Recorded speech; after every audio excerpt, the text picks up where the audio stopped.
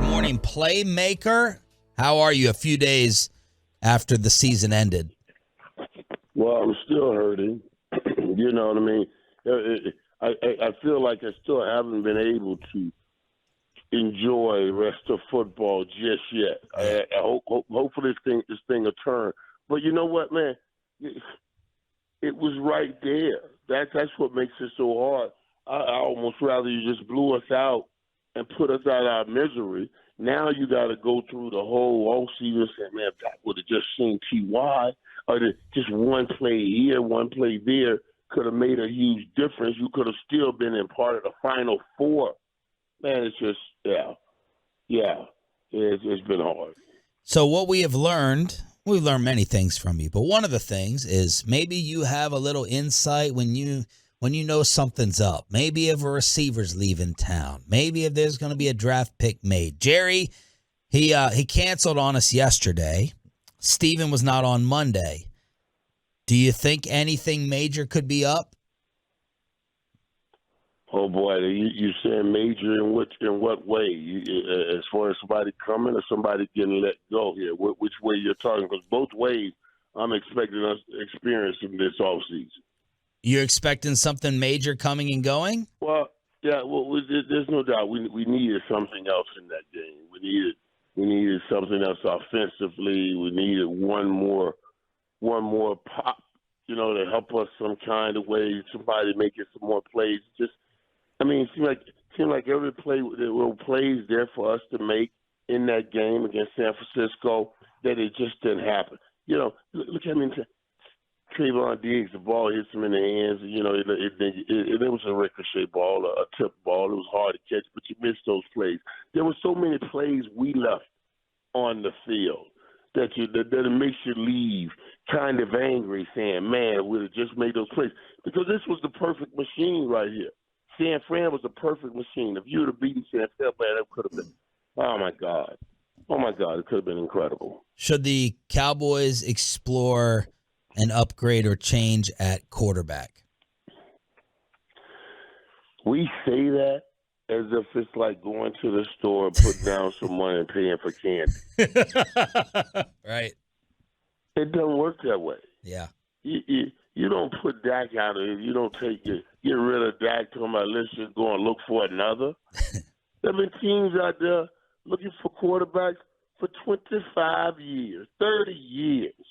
No, you don't get rid of quarterback saying let's find another. Now, if you stumble on another one, then you come back and look at getting rid of this one. But you don't move that kind of way in the NFL and talk about having success. So if people are saying that, shut the hell up. You don't know what you're talking about. You're going to put us in a bigger hole than we already in. At least we're in the fight right now. You're going to help us out of the fight. Just shut up. Enjoy it, but don't talk football. Just enjoy it. Michael Irvin joins us here, 105 through the Fan. Let me play devil's advocate with you here. All right, just look at the 7 teams in the playoffs in the AFC. Stop letting Brock Purdy fool you. Stop. Oh no, I'm not letting Brock Purdy fool me. Oh no. Okay, don't get caught up in that. All 7 AFC teams, with the exception of Baltimore, drafted their current quarterback in the top 10. Like, I'm not saying what I'm saying is it okay to say, you know what? We're going to take a step back. We're going to trade Dak for some picks. Then we're going to trade up in the draft, and we're going to take a quarterback in the top 5 of the draft. We're going to find a way to get up there and then go. And then take a shot at getting Burrow or Mahomes or Allen or whatever. Dog, that sounds good to the ear gate. But it doesn't really happen in reality like that. First of all, you can get up in the top 5. Don't mean you don't get no quarterback. The only time you can guarantee getting a quarterback is you get all the way to number 1. You can get all the way up in the top 5 and not have what you need or not get the right quarterback. It's just so much, man. You can't play that kind of game. You can't play that kind of game if you got a viable quarterback. And you got a quarterback that has given you the number 1 offense in back-to-back seasons. You're going to get rid of him. Stop. Don't let your emotions make you make a temporary decision on a permanent thing or make you make a temporary dumb decision that's going to bring us permanent pain. Michael, do the Cowboys have the right weapons, I guess, at receiver right now? Is Michael Gallup, after the season, a guy that can be a legitimate number 2 moving forward, or do they have to look at bolstering the receiving core? There's no doubt we need help there. There's no doubt. This isn't as bad as when we first asked Dak to go at it, with the Hearns and all of those receivers before we brought in Amari Cooper. That thing was looking bad. You know what I mean? And Amari Cooper came in and solidified. Of course, then we came back to draft C.D. Lamb. So we bolstered it up. But, yes, we need more help there. We need more help, more guys that can make plays more consistently. You drop a level, not because of you drop a level because of consistency of play. The number one receiver, it has to be the most consistent receiver on the football field. When we come to you, we want to win 90% of the time. Number 2 receivers, maybe we win a little bit less. Number 3 receiver, you'll win a little bit less. That's how it goes. How dependable, how reliable, how consistent are you will determine if you're 1, 2, or 3. And the answer is yes. We need more help after 1. Michael, when you look specifically at the game plan that they came into there with San Francisco, I felt like San Francisco had vulnerabilities where you could push the ball downfield, you could take advantage of some things. Lot was underneath. I wasn't thrilled with it. How did you think about Kellen's game plan in this game specifically and the prospects of going into next year with Kellen as the offensive coordinator again? I thought there was sometimes with somebody else, some teams very good. You can fool yourself into thinking how great you can make this team greater in your mind than they really are on the field. Like in that game right there, I would have liked to have slowed that game down. That second interception Dak threw that came off C.D. Lamb, it was 2nd and 2. Why are we throwing that ball right there? Hand that ball off on 2nd and 2. You know what I mean? And let's hand it off. Let's see. Let's keep trying to work it. That's what I gave this hit him and cut him analogy that Rocky IV gave with that Ivan Drago had with Rocky IV. Rocky IV caught him. He didn't run from him. He took some hits, but he played physical. He caught him with a nice hook that said, "Oh man, you cut him. He's human. He bleeds." That's what. We're down to 2nd and 2, and I know we're already in field goal range. Man, you hand that ball off and do some pounding right here. Then start putting the ball in there. I thought they felt like Dak had to win this game as we forgo the running game. Let's just let Dak win this football game because nobody can run on Cincinnati. They only gave up 70 yards a game running. They even gave up 60 at home, and they were playing this game at home. So we capitulated something that I didn't think we should have capitulated. Michael Irvin here on The Fan. How are you viewing the futures of Zeke and Tony Pollard? And that, you know what, Sean, that's another thing that made me mad. I don't want that. If that is, and there's a very good chance it may be with all the way things have gone, the last play that Ezekiel Elliott plays in a Dallas Cowboy uniform, and you put him at center, and you put that bad play. It's the worst. You know what I'm saying? I didn't want to see that. I was like, man, I don't give a damn. Take a knee and lose the game. Don't run no play like that. Don't even do it. Now we got 2. We ended 2 playoff runs with 2 plays that will be on bloopers. They'll be on bloopers. I mean, it's one thing to lose, but don't insult me on the loss on the way out the door. You know what I'm saying? Yeah. Just take a knee and concede right there.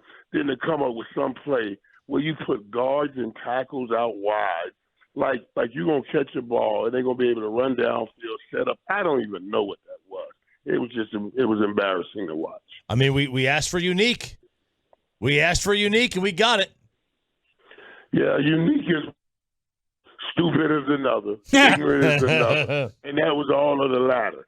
Stupid and ignorant. I don't know what it was, but it was bad.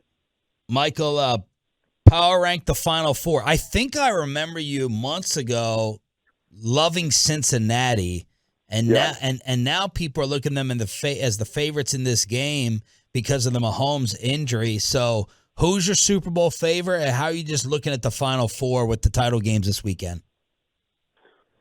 Boy, I tell you, man, and I have had Cincinnati as my team here lately. They look so good, man. They got both sides of, they can beat you with either receiver. They can beat you running the football. You know what I'm saying? They're just got that thing that oh yeah, we can go to Cincinnati, we can go to Kansas City and beat Kansas City. Buffalo didn't have that.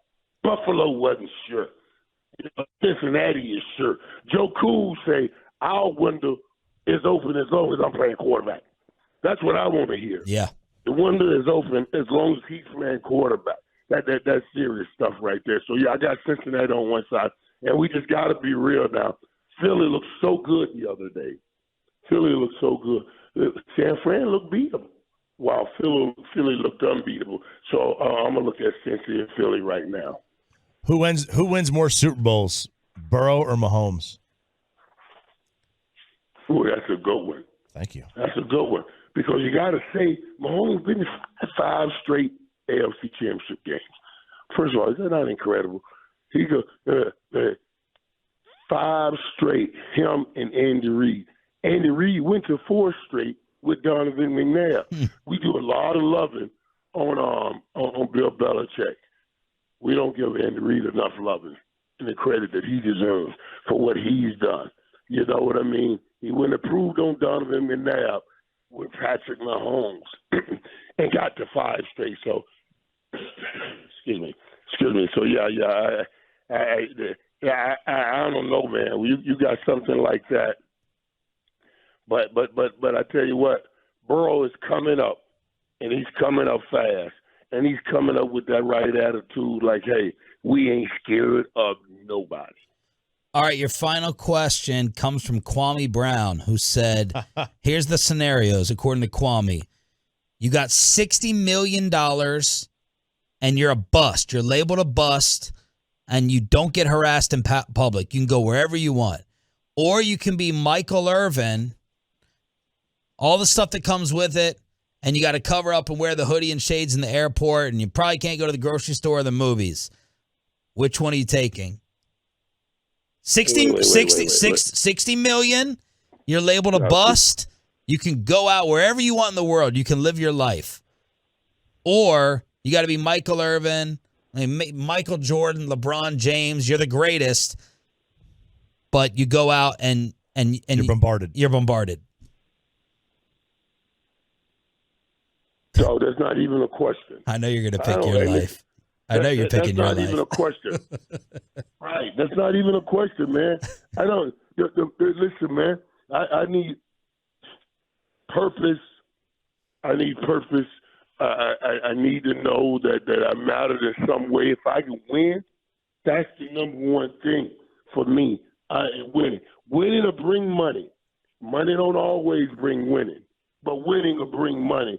I got to win, and the money will follow. Jimmy always sold that, and he was right. The playmaker, Michael Irvin. We knew that was happening. Glad you survived Stephen A. on Monday. Go rest that voice up for the weekend. Thank you, brother. Yeah, my voice is good, man. It's coming back now strong. This is coming back? After that Dallas game. Yeah. This just, listen, listen. What I went through last weekend, remember a couple of years ago we played the New Orleans game. Mm-hmm. It took months for my voice to come back. That's when I said, I got to go to the doctor. That's when I thought it was cancer or something going on. Now, see, I'm measuring it on that. Now I'm like, hey, man, this thing back already. It took months for that thing to come back in. And it was after that New Orleans Saints game. It was the same kind of situation. So when I went to work last weekend, they were like, that next contract, we're going to draw up. You cannot attend any more Cowboy games. I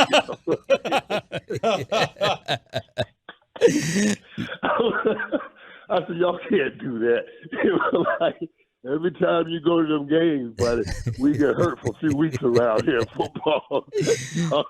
So, yeah, we had fun with it. But, yeah, I'm doing great now. I'm doing great. Good. Thank you, Mike. Enjoy the game.